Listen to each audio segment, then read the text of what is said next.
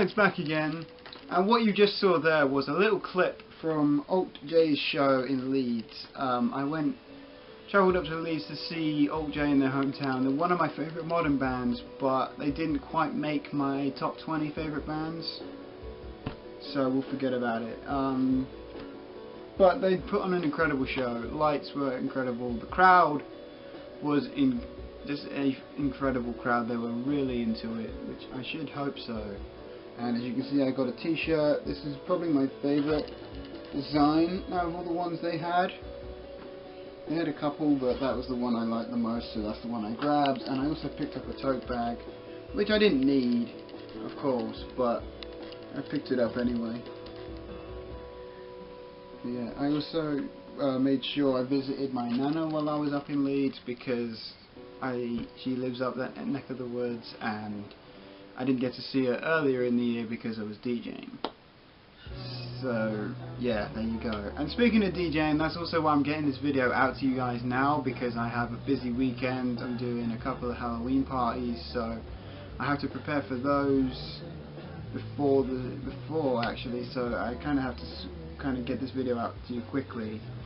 But yeah, Alt J's debut album is playing in the background right now. Actually, I almost forgot to mention, It's an Awesome Wave. They pretty much covered this entire album, excluding a couple of songs, but yeah, I'm glad they did. Ow. And then they also played the most popular songs from their other two albums, which was okay for me, but yeah, I'm glad most of the songs they played were off this album, because it's actually the album I know best. So there it is. Yeah. So because I wanted to make sure I squeezed everything into one day, I didn't have a lot of time to go shopping, so the record stores I visited, I only ended up buying stuff from one record store. And I did also say to myself I wasn't going to buy anything unless it was something I absolutely needed. And then what do I go and do? I go and buy stuff I don't actually need. But I visited Relics Records in Leeds.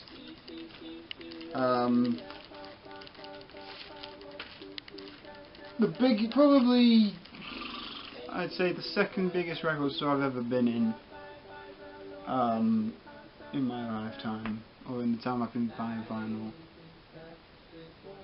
But yeah, it was good. And what I picked up from there, I'll show you, is John Lee Hooker. John Lee Hooker plays and sings the blues. This is a '86 reissue of his '61 album. Blues is one of my smaller sections, but one of my fastest growing sections. It's on Chess Records there. Nice to pick this up. And yeah, just a phenomenal pickup there. So nice to have that big John Lee Hooker fan, and this is my first John Lee Hooker album. I know my fellow blues fans are probably hating on me right now, but yeah, I love John Lee Hooker and I never ever see his albums, so it was nice to finally grab this. This next one I didn't need, I'll admit, but it was one of my favourite movies of 2017, so I had to pick it up. And it's Baby Driver, the soundtrack. If you look at the artists and bands that are on here, let me read some of them off for you. The Beach Boys, Dave Brubeck, The Damned, Commodores, T-Rex, Beck, Blur, Focus, Golden Earring, Barry White, Young MC, Queen, Simon and Garfunkel, and that's just naming a few. 29 songs on this LP, or on this soundtrack. I almost forgot what the bloody thing was called then. I did keep the hype sticker intact. I have used the download code, I must admit. There's a lot of songs on here I don't actually have that I would like to put on my phone, so I'll be doing that. And as you can see, the custom inners have credits, clips from the movies, the songs there, what years they were released, what labels, and then if you look here, that's actually Flea from the Red Hot Chili Peppers. Yeah, he makes a cameo in the movie, which was pretty funny. But yeah, there's a custom Columbia label. really nice. A little dusty, but nothing that will cause any harm to the record. So nice to pick that up and add that to the soundtrack collection, because another section I would love to have more in is soundtracks. So nice to pick that up. It's one I see everywhere, so I didn't really need it, but it was cheap. Or at least cheaper than I've ever seen it anywhere else. So there we go. Next up is Diana, Michael, Gladys and Stevie, their very best back to back.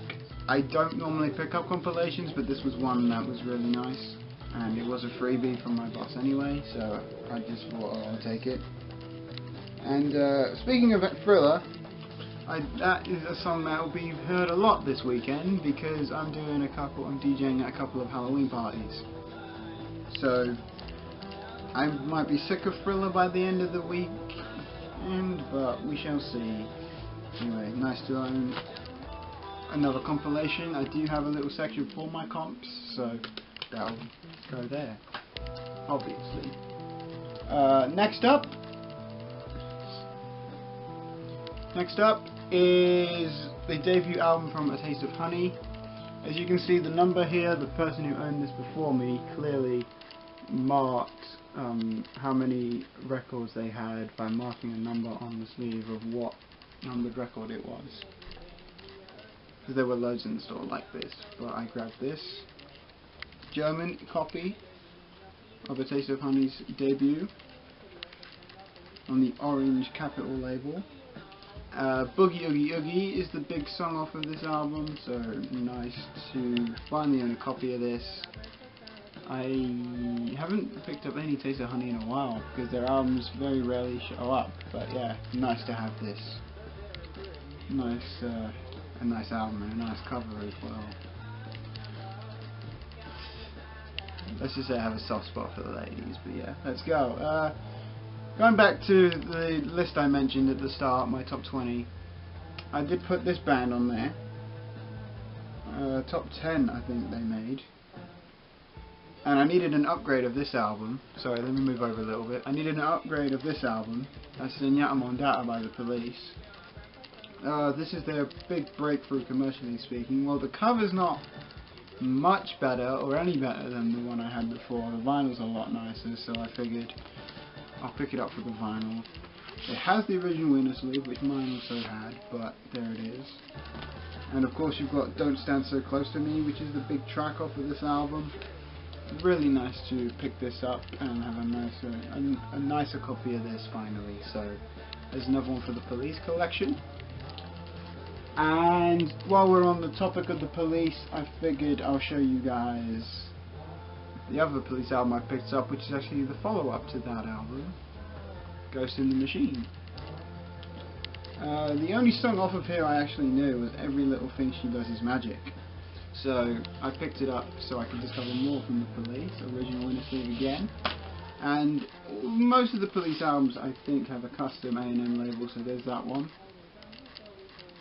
But yeah, nice to pick up something by the Police that I didn't have yet, and this was a really nice copy, so figured I'll pick it up, give it a listen. And while I haven't listened to this one yet, I can tell I'm going to enjoy it. And if you don't know the story of the cover, this is meant to be the band members. This is meant to be Sting and these two. I have no idea.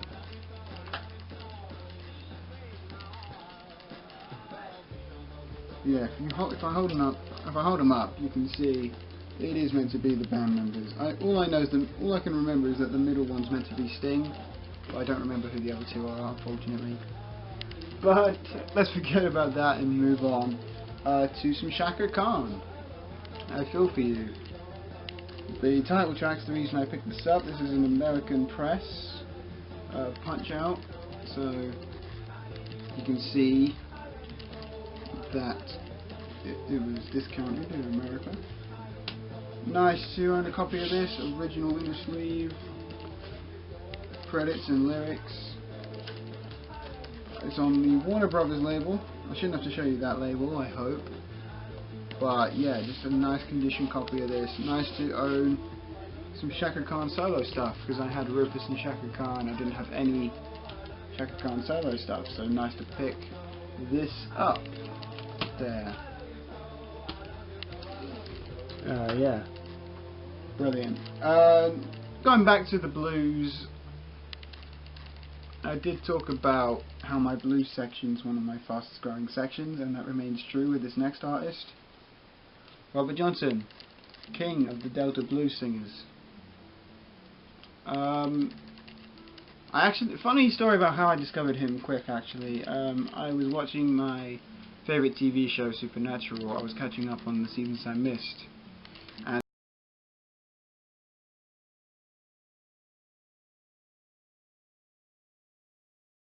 And ever since then, I've been meaning to find some Robert Johnson on vinyl, and I couldn't find any in the world, so I took to eBay, which I didn't want to do, but I did find this nice 60s compilation on CBS.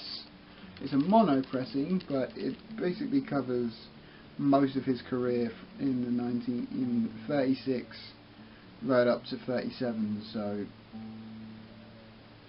as you can tell, if you listen to it, you'll tell that the recording, obviously the recording equipment back then was not as good as it is now, but it still sounds really good for 1930s recordings, which I like, so it's nice to own a copy of this. I'm not sure if their facts are quite right on the back though. I think some of them might be a little iffy or a little off, but it is rumoured that Robert Johnson sold his soul to the devil for his voice. And like I said, Supernatural played off of that in an episode in season 2, so ever since I saw that episode I've been meaning to grab some, and there it is, my first Robert Johnson on vinyl. So yeah. Next up is a Barry White album I didn't have. This is The Man by Barry White. I don't know if the original, I don't know if this is an original, I think it's a later reissue. I have no idea if originally this was meant to open up and you take the vinyl out from the top. I don't know. But I'm no expert. But Barry White, of course, has Your Weakness Is My Witness, Your Sweetness Is My Weakness, excuse me, It's Only Love Doing Its Thing, and the really big track, which is Just the Way You Are, of course, written by Billy Joel. 78's the year on this. It's on 20th Century Records. And it's nice to own a Barry White album I didn't have. Now, this is probably the nicest condition Barry White album I've ever seen. Normally they have fingerprints or a surface mark on them, but there's not a mark on this. This is the nicest condition Barry White album I've ever seen, and it's nice to have that. So it's an album I didn't have by Barry, and I decided to grab it.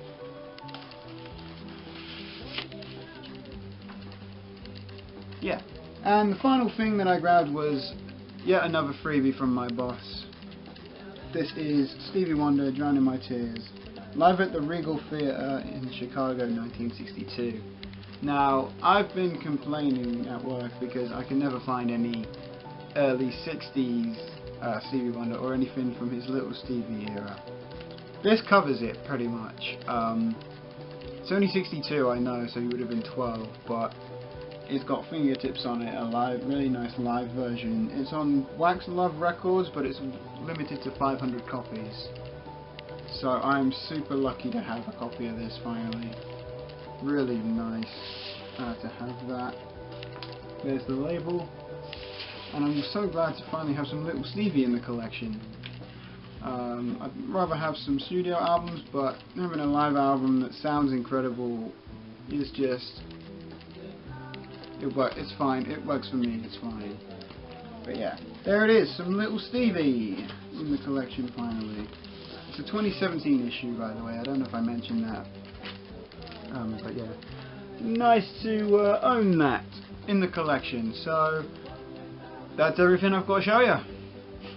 Thanks again for tuning back into the channel. If you're new here, please subscribe, and if you're a returning subscriber, thanks again for tuning back into the channel. And before I ramble on anymore, I'm going to check out, so make sure you stay tuned for more videos, and I hope to see you guys very soon. Peace.